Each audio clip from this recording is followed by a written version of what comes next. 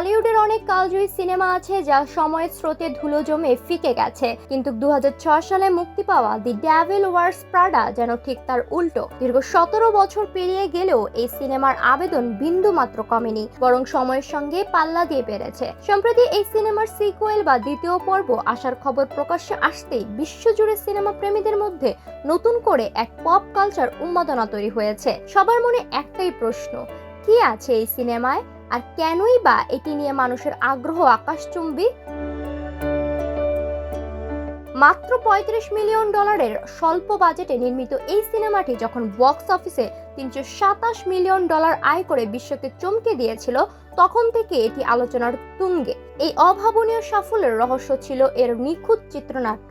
সাংবাদিক হওয়ার স্বপ্ন নিয়ে আসা এক সাধারণ তরুণী যখন ফ্যাশন দুনিয়ায় সবচেয়ে প্রভাবশালী ও দাপুটে ম্যাগাজিন সম্পাদকের সহকারী হিসেবে কাজ শুরু করে, তখন থেকেই শুরু হয় এক অস্বস্তি রক্ষার লড়াই। কর্পোরেট জগতের সেই কঠিন বাস্তব আর গ্ল্যামারের আড়ালে থাকা মানসিক চাপের গল্পটি সাধারণ দর্শকদের হৃদয়ে গেঁথে গিয়েছিল। সিনেমার মূল প্রাণ ছিলেন মিরান্ডা প্রিস্টলি চরিত্রে অভিনয় করা কিংবদন্তি মেরিল স্ট্রিপ। একজন কঠোর, নির্মম অথচ অত্যন্ত মার্জিত সম্পাদকের চরিত্র সেই শান্ত কিন্তু তীক্ষ্ণ চাহনি আজও আভিজাত্যের প্রতীক।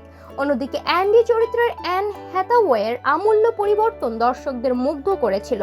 দর্শকরা এখন মুখিয়ে আছেন 2026 সালে প্রেক্ষাপটে এই চরিত্রগুলোকে দেখতে। এক সময়ের সেই শিক্ষানিবিশ অ্যান্ডি কি এবার খোলস ছেড়ে নতুন কোনো ভূমিকা অবতীর্ণ হবে? সিকুয়েল নিয়ে মানুষের আগ্রহের অন্যতম কারণ হলো বদলে যাওয়া সময়। প্রিন্ট মিডিয়ার সংকট এবং সোশ্যাল মিডিয়ার ইনফ্লুয়েন্সারদের এই যুগে মিরান্ডা প্রিস্টলি কিভাবে তার সাম্রাজ্য টিকিয়ে রাখবেন তা দেখার জন্য দর্শকরা অধীর অপেক্ষায় আছেন। এছাড়া সিনেমার চমৎকার ফ্যাশন সেন্স ও পোশাকের প্রদর্শনী ফ্যাশন সচেতনদের কাছে এটিকে একটি বিশেষ মর্যাদায় বসিয়েছে।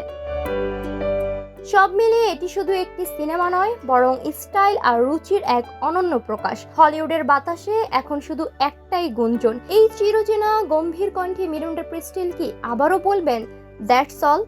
সেই উত্তরই অপেক্ষায় এখন প্রহর গুনছে পুরো বিশ্ব। ডেস্ক রিপোর্ট, সোনালী নিউজ।